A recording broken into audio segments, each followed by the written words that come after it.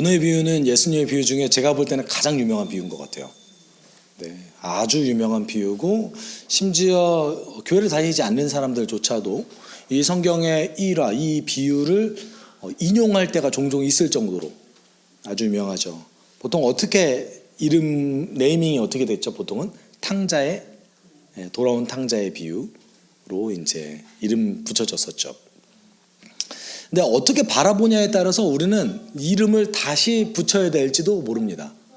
왜냐하면 탕자의 비유라고 했을 때는 돌아온 작은 아들을 중점으로 이제 해석했기 때문에 탕자의 비유라고 한 거죠. 그렇다면 맏아들을 중점으로 볼 수도 있는 거고요. 그 다음에 아버지를 중심으로도 볼 수 있는 겁니다. 그럼 여러분 어디에 더 관심을 두시겠습니까? 많은 분들이 뭐 아버지 이렇게 얘기할 수도 있죠. 다만 오늘은 저는 이렇게 좀 초점을 맞추셨으면 좋겠습니다. 세 가지 반응이 등장합니다.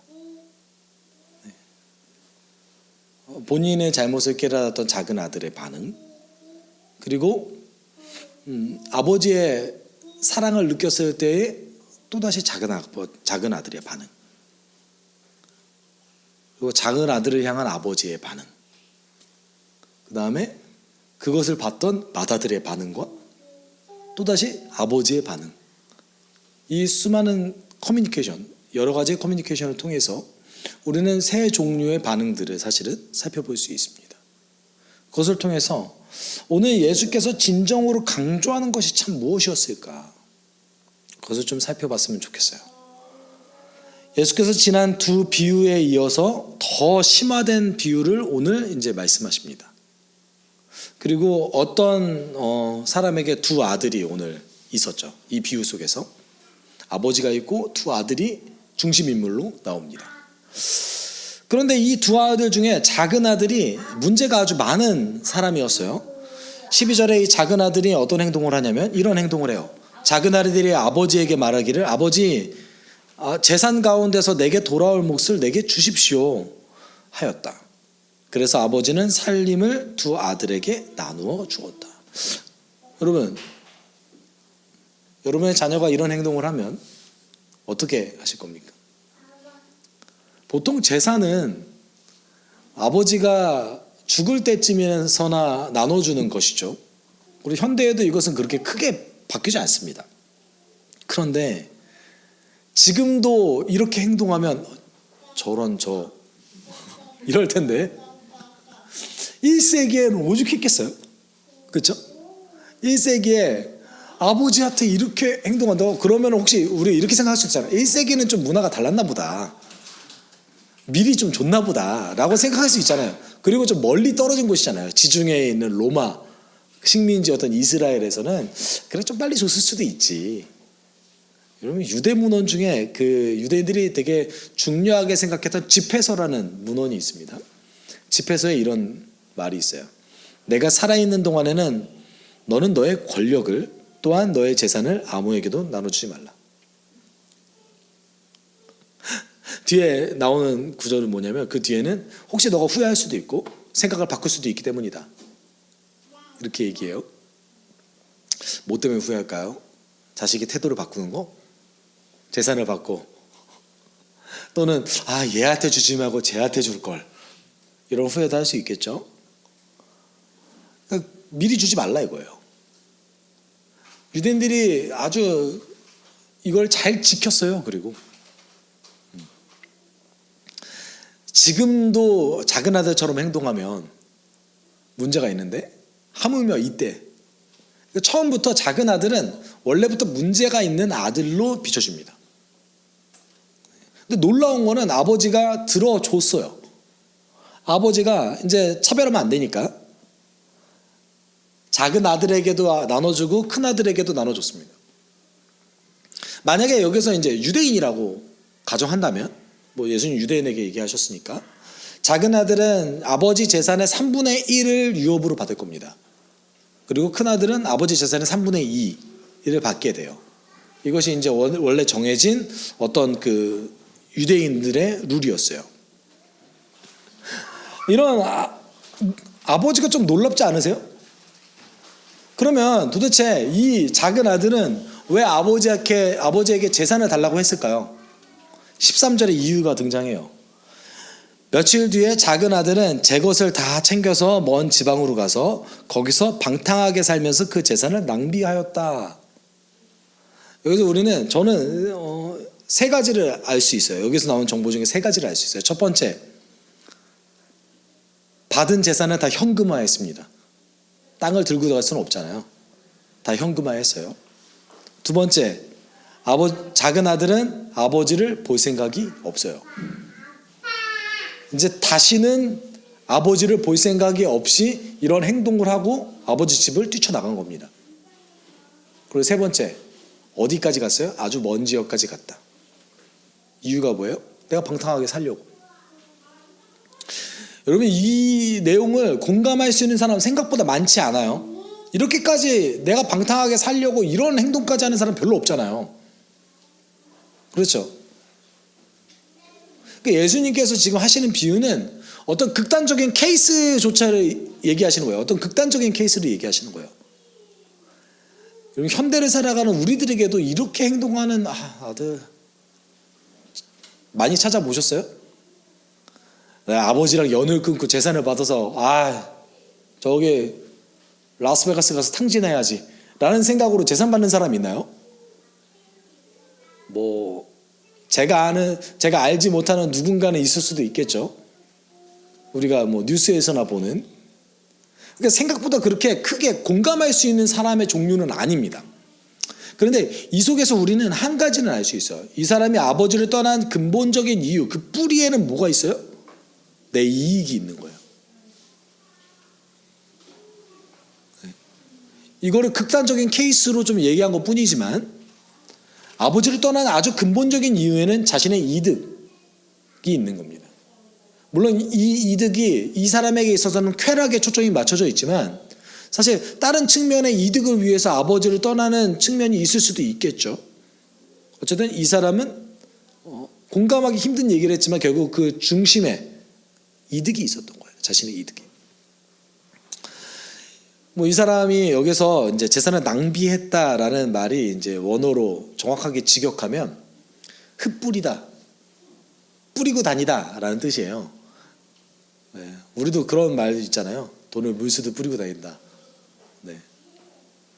예전에 이제 그 에쿠스라는 차가 처음 나왔을 때 저 차는 500원씩 뿌리고 다니는 차랑 마찬가지래 라면서 얘기했던 기억이 있는데 그런 말이 이제 헬라어에서도 많이 쓰이나 봐요. 근데 그 뜻대로 됐으면 좋겠는데 계속해서 그것을 유지했으면 좋겠는데 재산을 다 낭비했어요. 근데 거기에서 한술 더 떠서 극심한 흉년까지 들었습니다. 그래서 이제 궁핍하게 되었어요. 여기서 궁핍하게 됐다는 건 단지 돈이 없다 이 정도가 아니라 자신이 이제 생명을 유지하기 너무나 힘든 상황이 됐다. 생명의 위협까지 느낄 정도까지 됐다라고 이제 성경은 이야기하고 있습니다. 그리고 이 작은 아들이 그 이전이었으면 절대 상상할 수도 없었던 선택을 한 가지 하게 돼요.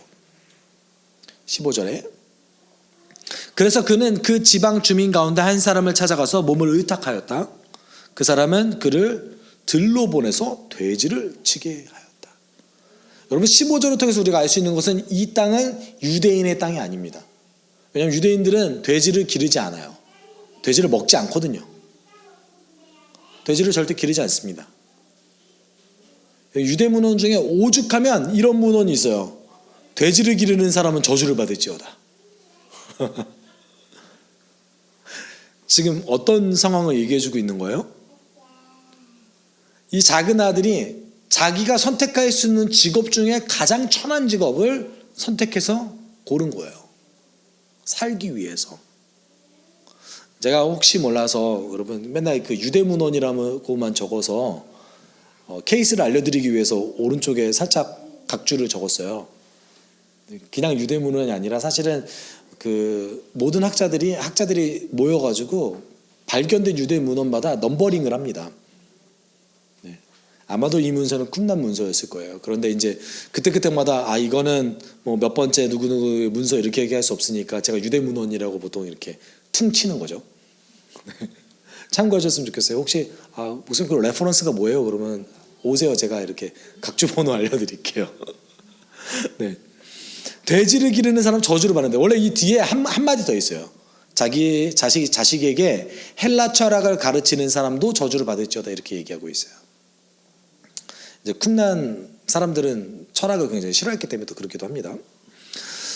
어쨌든 요거를 통해서 이 사람이 아주 극단적인 상황에 몰렸구나. 그래서 어떻게든 자기가 먹고 살기 위해서 이제 이런 선택을 한 거죠. 이전이었으면 절대 상상할 수 없었던 선택이었던 거죠. 근데 여기서 이 정도만 했으면 괜찮았을 텐데 더 극단적인 상황으로 몰리게 됩니다. 그래서 16절에 뭐라고 얘기하냐면, 그는 돼지가 먹는 쥐업 열매라도 좀 먹고 배를 채우고 싶은 심정이었으나 그에게 먹을 것을 주는 사람은 없었다. 지금 이 사람의 상황이 어때요? 돼지보다 못한 상황이 됐어요. 유대인들은 기르지도 않고, 유대인들은 먹지조차 않는 그 부정하게 여기는 아주 하찮은 짐승보다 자기가 못한 존재가 된 거죠. 여기서 얘기하는 쥐업 열매의 별명이 여러분 그 세례 요한 열매라는 별명을 갖고 있어요. 이거는 철저하게 잘못된 해석에 의해서 붙여진 별명입니다. 세례 요한이 쥐업 열매를 먹지 않았어요. 세례자 요한조차도 이 쥐업 열매는 쳐다보지도 않았어요. 왜냐하면 이 쥐업 열매는요, 아무리 가난해도 잘 먹지 않는 거예요. 그러니까 극심한 흉년이 들었음에도 불구하고 돼지한테 이걸 줄 수 있는 거죠. 그러니까 이거는 아무도 안 먹어요. 그래서 유대인들이 이런 얘기를 스스럼 없이 했어요. 뭐라고 얘기했냐면, 자 보세요. 이스라엘 사람들이 쥐업 열매를 먹기까지 낮아진다면 그들은 회개할 것이다. 이 말을 다르게 해석하면 뭐예요?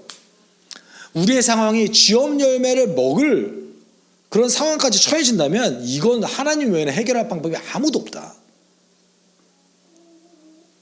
마치 사사기 때 수십 년 동안 이방 민족에 의해서 그렇게 핍박받고 고난받았던 이스라엘 백성들이 수십 년이 지나서야, 그러니까 그동안은 조금씩이라도 견딜만 했던 거잖아요. 상황이 악화돼서 마지막에 결국 찾는 게 누구였어요? 하나님을 부르짖었죠. 우리 살아가다 보면 이런 경우 종종 찾아보게 됩니다. 여러분, 인생의 끝에 내몰린 사람들이 결국은 뭘 찾습니까? 신을 찾죠. 되도록이면 저는 여러분이 되도록이면 안 그런 게 더 좋잖아요. 내가 기쁠 때 하나님 찾는 게 여러분 가장 베스트입니다. 왜 굳이 힘들 때 찾아야 됩니까? 기쁠 때 하나님 찾는다면 이렇게까지 몰리지 않을 정도의 지혜를 하나님께서 주시고 평안을 주실 겁니다. 그런데 유대인들 사이에서 이런 얘기가 있었다는 거예요. 이 사람이 쥐업 열매를 먹을 정도까지 된다면 이 사람은 하나님께 이제 회개할 거다. 하나님을 매달릴 것이다. 하나님께. 아니나 다를까 이 아들은 회개합니다. 자기가 얼마나 큰 죄를 저질렀는지를 이제 뉘우치기 시작합니다. 18, 19절에 내가 일어나 아버지께로 돌아가서 이렇게 말씀드려야겠다. 아버지, 내가 하늘과 아버지 앞에 죄를 지었습니다. 나는 더 이상 아버지의 아들이라고 불릴 자격이 없으니 나를 품꾼의 하나로 삼아 주십시오. 이제 조금 고난을 경험해서 그런지 이 아들에게 염치라는 것이 좀 생긴 것 같아요. 만약에 이 아들이 12절과 같은 아들이었다면 어떻게 했을 것 같아요? 그냥 돌아갔을 것 같아요. 뭐 회개고 나 너무 힘드니까 그냥 갈래, 이랬을 것 같아요. 그런데 이 아들이 너무나 어려운 일을 경험해서 그런지 이제는 아버지 앞에 얼마나 큰 죄를 저질렀는지를 하늘과 아버지 앞에 용서해야겠다 라면서 얘기합니다. 당시에 이제 너무나 큰 죄를 저질렀을 때 누군가 용서를 받으려면 이런 말을 한 거죠. 그 사람 앞에 가서 내가 하늘과 당신 앞에서 너무나 큰 죄를 졌습니다. 용서해 주십시오 라는 거예요. 염치가 좀 생겼지만 이제 작은 아들 입장에서 염치가 생긴 거죠. 우리 입장에서는 염치가 없는 거죠.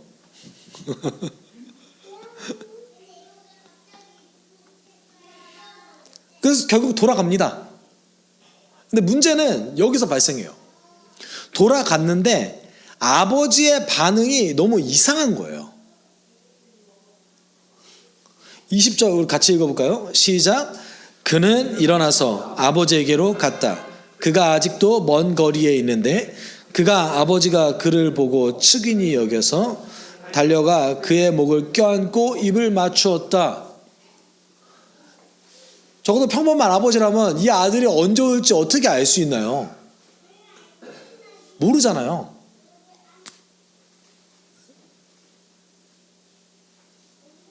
그럼 이 이야기의 정황은 어떤 걸 뜻하고 있죠? 아버지가 아들을 돌아오는 길에서 지금 기다리고 있는 거죠. 아버지의 일과는 아들을 기다리는 거예요.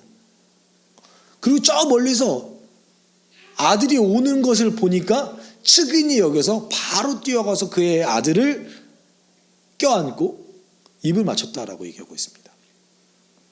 이게 평범한 아버지라면 이렇게 행동하지 않습니다. 어떻게 이런 아들에게 이렇게 합니까? 여러분 어떻게 하시겠어요? 이런 아들에게.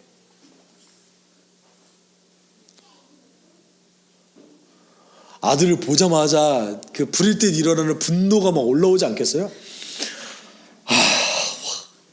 내가 쟤를 어떻게 키웠는데 쟤가 나에게 이러지 않겠어요?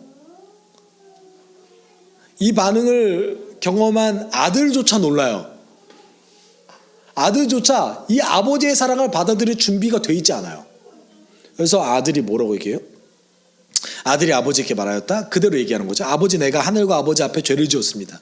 이제부터 나는 아버지의 아들이라고 불릴 자격이 없습니다. 그 앞에 그 앞구절 속에서 아들이 뭐가 되기로 결심을 하죠? 품꾼이 되기로 결심한다고 얘기하고 있어요.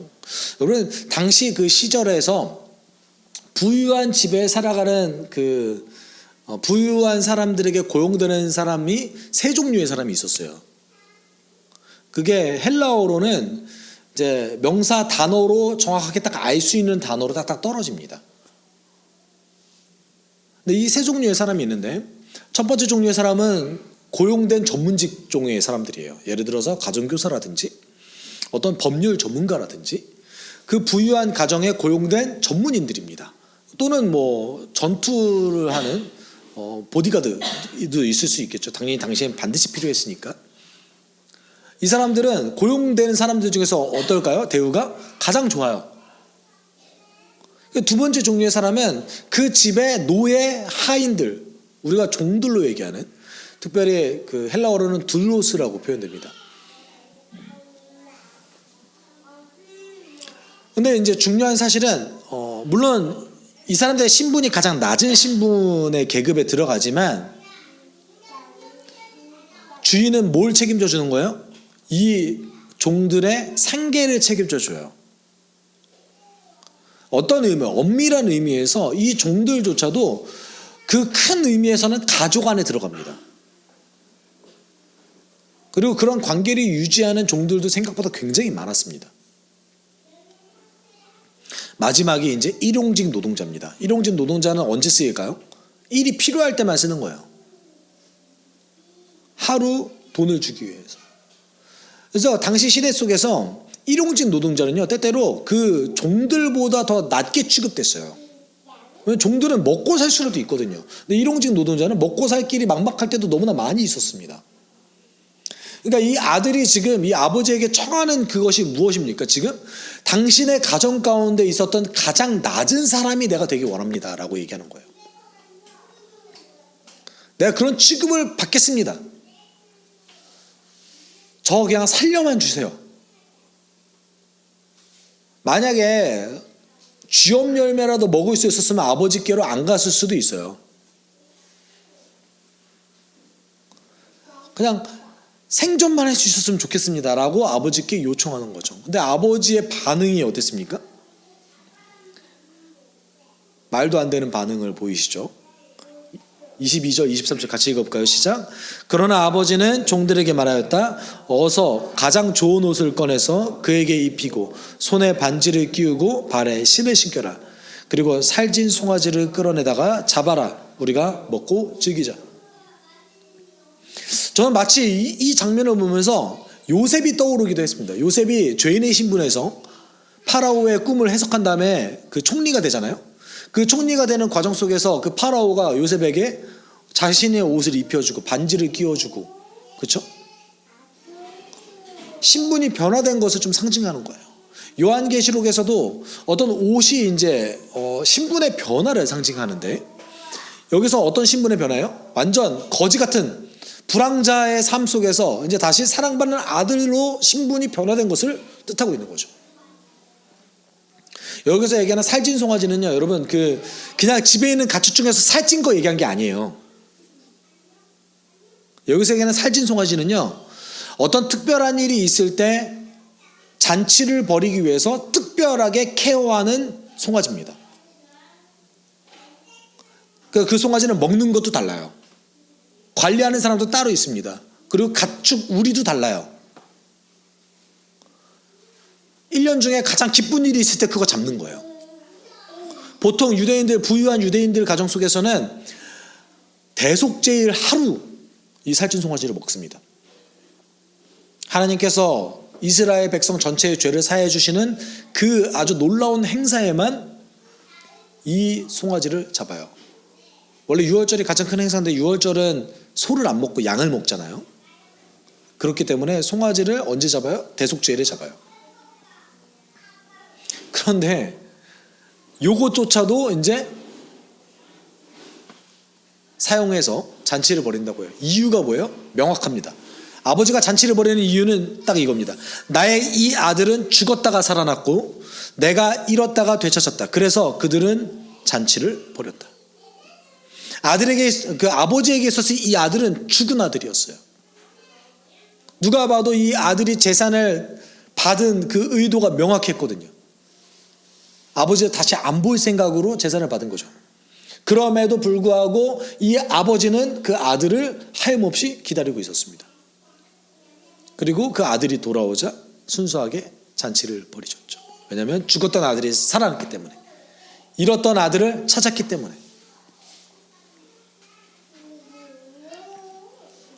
여기서 얘기하는 이 작은 아들은 우리가 될 수도 있습니다. 근데 여러분, 여기서 오해하지 말아야 될 부분이 있어요. 뒤에 이제 우리가 큰 아들에 대해서 잠깐 나눌 거예요. 근데 큰 아들도 우리가 될 수 있습니다. 근데 이 모습을 봤던 큰아들 입장에서 여러분이 그 큰아들이었다고 한번 감정이입을 좀 해보세요. 기분이 좋을까요? 나쁠까요? 오히려 아버지보다 이 큰아들이 이 작은 아들을 더 싫어할 수도 있어요. 큰아들이 이 모습을 보고 너무나 화가 났어요. 아니 어떻게 저 작은 아들을 위해서, 내 동생을 위해서 어떻게 저 사람을 위해서 잔치를 베풀 수 있지? 너무나 화가 난 나머지 28절처럼 행동합니다. 그 큰아들은 화가 나서 집으로 돌아가려 하지 않았다. 아버지가 나와서 그를 달랬다. 집에 들어가지조차 않았어요. 보기 싫겠죠. 내가 저 꼴을 보지 않으리라. 여기 아예 집 밖에 서서 그냥 엄청나게 화나 있는 거죠. 정상적인 반응 아닙니까? 아주 정상적인, 지극히 정상적인 반응입니다. 그리고 이제 아버지가 그를 달래자 아버지한테 따져요. 뭐라고 따지냐면, 그러나 그는 아버지에게 대답하였다. 나는 이렇게 여러 해를 두고 아버지를 섬기고 있고 아버지의 명령을 한 번도 어긴 일이 없는데 나에게 친구들과 함께 즐기라고 염소새끼 한 마리도 주신 일이 없습니다. 지금 이 아들이 아버지에게 뭘 묻고 있어요? 정의에 대해서 묻고 있는 거예요. 사실은 불공평에 대해서 묻고 있는 거예요. 아니 나에게는 염소새끼 한 마리도 주지 않았으면서 나는 당신의 말을 한 번도 어긴 적이 없고 아주 성실하게 당신을 위해서 일해왔고 큰아들로서의 역할을 다 해왔는데, 원래 같았으면 비속어를 썼겠죠. 저 XX한테는 도대체 이게 말이 됩니까, 아버지?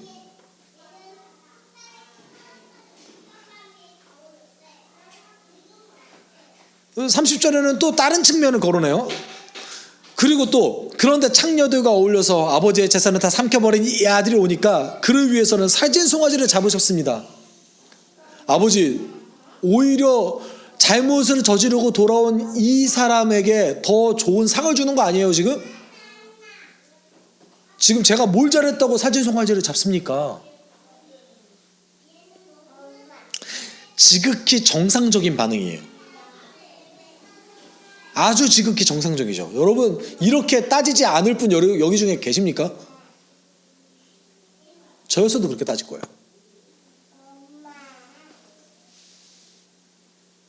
저였어도 그럴 것 같아요. 내가 만약에 큰아들이었으면은 전 집에 들어가서 작은 아들 잡아 끌어냈을 거예요.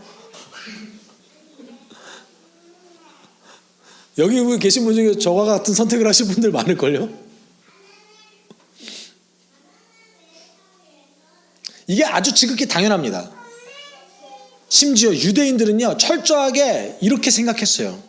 제가 아까 앞서 언급한 집회서에 이런 구절이 있어요. 지극히 높은 분은 죄인들을 미워하고 또한 경건하지 않은 사람들에게 마땅한 벌을 내리실 것이다. 너는 착한 사람에게 베풀지만 반면에 죄인은 도와주지 마라. 유대인들이 그렇게 죄인이라고 불린 사람들에게 그렇게 냉정했던 이유가 여기 있는 거예요. 하나님이 미워하는 저 사람들 내가 어떻게 도와줘? 하나님이 미워하는데 저 사람 내가 도와줬다 나에게 어떤 일이 생길 줄 알고 나도 같이 죄인이 되는 거지. 마다들이 이런 생각을 하고 있었던 거예요.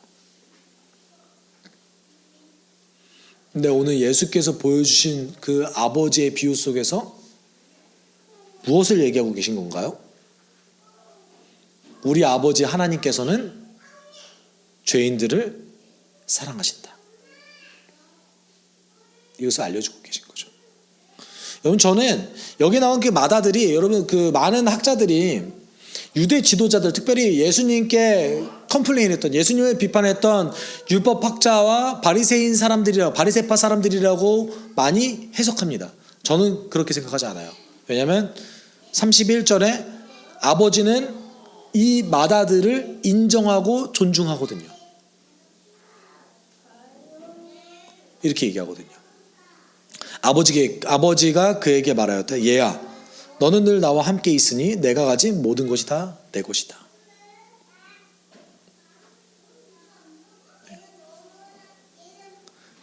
하나님과 항상 함께 있었던 사람, 아버지와 항상 함께 있었던 사람, 그리고 아버지의 재산이 다 네 것이야. 내 것이 다 네 것 아니냐.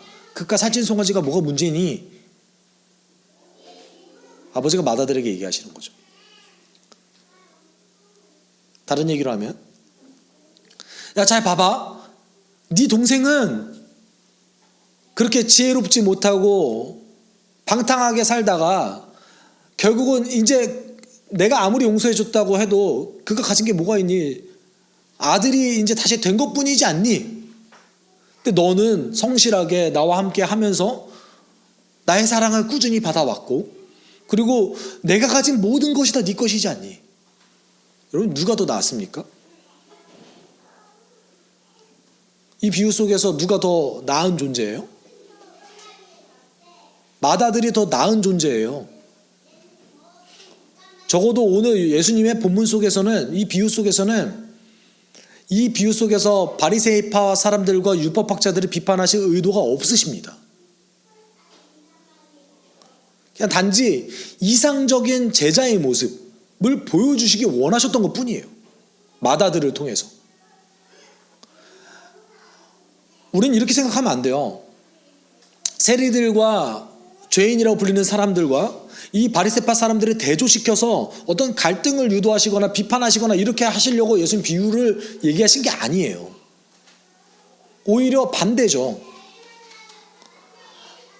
건강한 제자라면, 또는 그들에게 있어서 어떤 의미로 이렇게 받아들일 수도 있겠죠.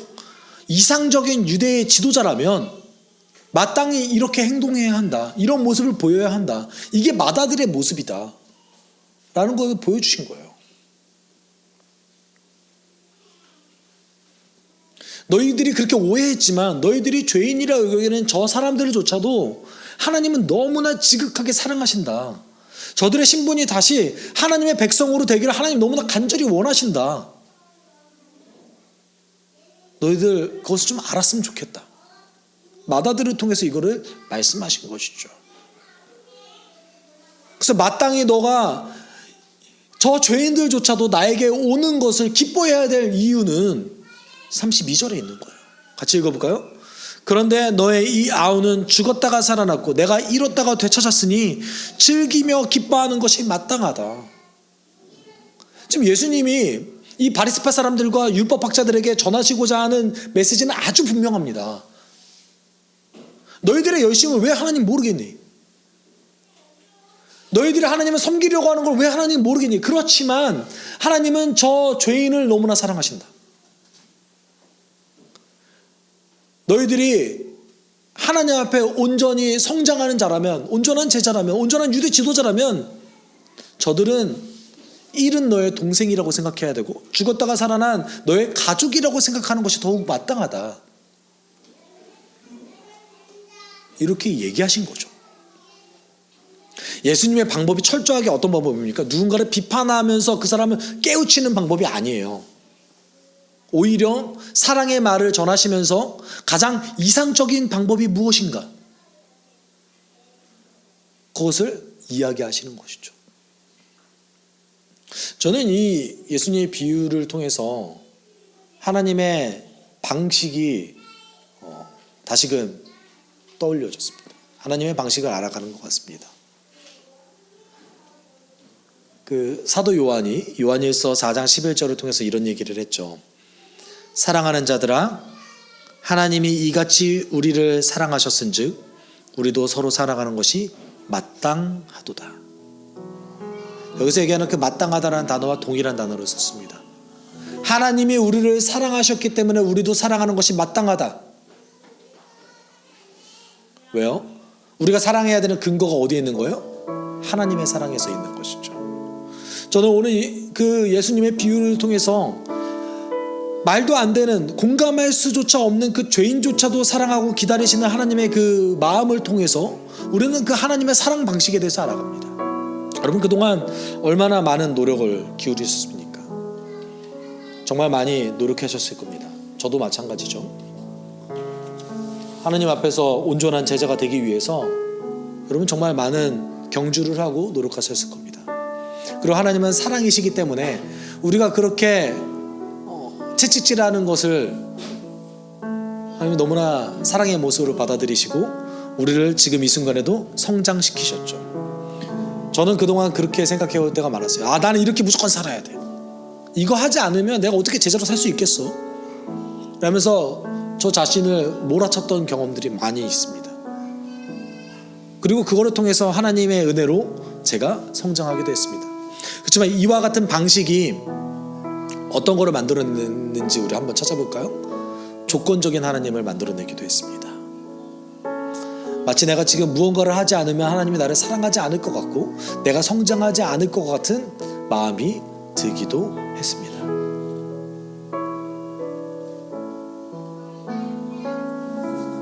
내가 반드시 뭘 해야 하나님 나를 사랑하시겠지.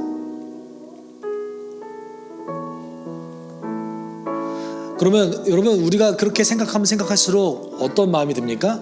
내 안에 죄의 뿌리를 극복하지 못하는 나의 모습을 더욱더 발견하게 돼요. 사도 바울이 로마서를 통해서 분명하게 선포했죠. 율법은 죄를 알게 하느니라. 우리가 경책하면 경책할수록 우리가 알게 되는 것은 무엇입니까? 내가 이 죄의 뿌리를 극복하지 못하는구나. 근데 하나님은 사랑의 방식으로 우리를 인도하십니다. 인간의 죄를 인간 스스로가 해결할 수 없기 때문에 스스로 방법을 만들어내셨고 우리를 그 방식으로 인도하십니다. 우리가 이 사랑의 방식을 깨닫지 못하면 우리는 하나님에 대해서 끊임없이 오해하고 말 겁니다. 작은 아들을 우리가 평범한 사람들 이해하기 쉽지 않죠. 그렇지만 그 기본 원리는 뭡니까? 작은 아들 본인의 이득을 위해서 아버지를 떠나갔습니다. 결국 그것이 죄의 뿌리죠. 나 중심적으로 살다가 하나님을 거부하는 것. 하나님은 이런 이들을 위해서 언제나 사랑의 언어로 속삭이십니다. 나에게 다시 와라. 내가 언제나 너를 기다리겠다. 여러분, 우리가 이 하나님의 방식을 알아가야 됩니다.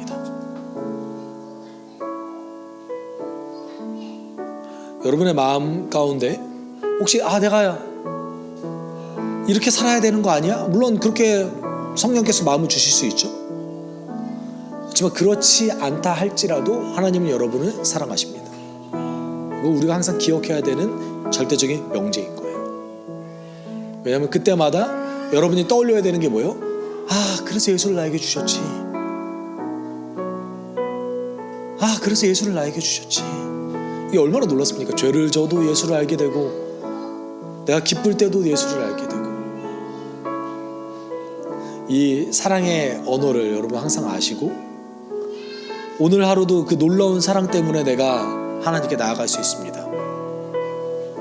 죄인된 모습으로도 하나님께 서 있을 수 있습니다. 이렇게 고백하는 여러분 됐으면 좋겠습니다. 우리가 함께 기도할 때, 하나님,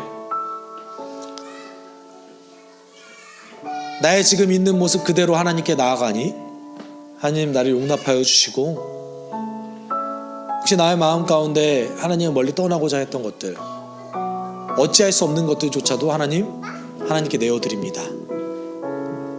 내가 하나님 앞에서 풍성함을 누리는 삶 살게 좀 도와주십시오.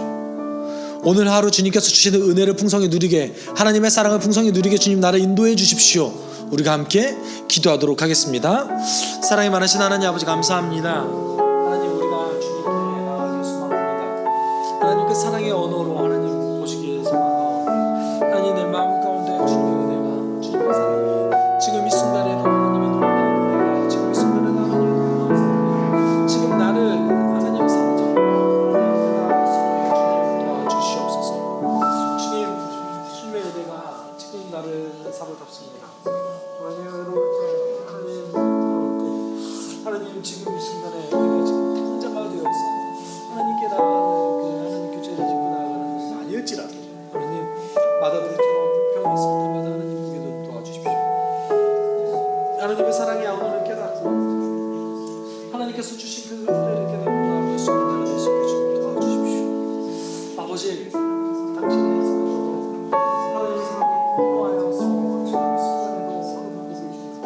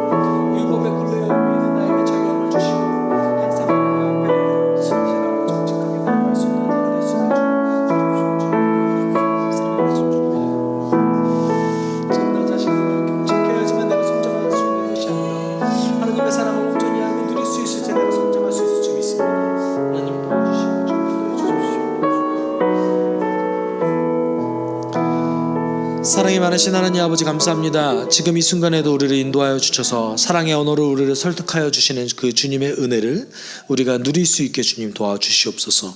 하나님, 우리가 주님의 무조건적인 사랑을 온전히 알고 주님께서 주시는 그 사랑을 받아 누릴 수 있게 주님 도와주시고, 특별히 바라옵기는 주님께서 찾으시는 그 잃은 어린 양을 향해서 함께 성령님과 동역할 수 있는 우리가 되길 소망합니다. 주님, 우리에게 하나님의 일이 일어나게, 하나님의 그 역사를 경험할 수 있는 그런 놀라운 은혜를 부어주시고, 우리 공동체 안에 예수를 다시 믿고 주님께 나아올 수 있는 그런 영혼을 볼 수 있는 경험을 할 수 있게 우리 인도하여 주옵소서. 감사드리며 거룩하신 예수 그리스도의 이름으로 기도드립니다. 아멘. 주 예수 그리스도의 은혜와 하나님의 사랑과 성령의 교통하심이 하나님의 사랑을 날마다 누리며 나아가게 소망하는 숲속교회 성도들 위해 함께 있을지어다. 아멘.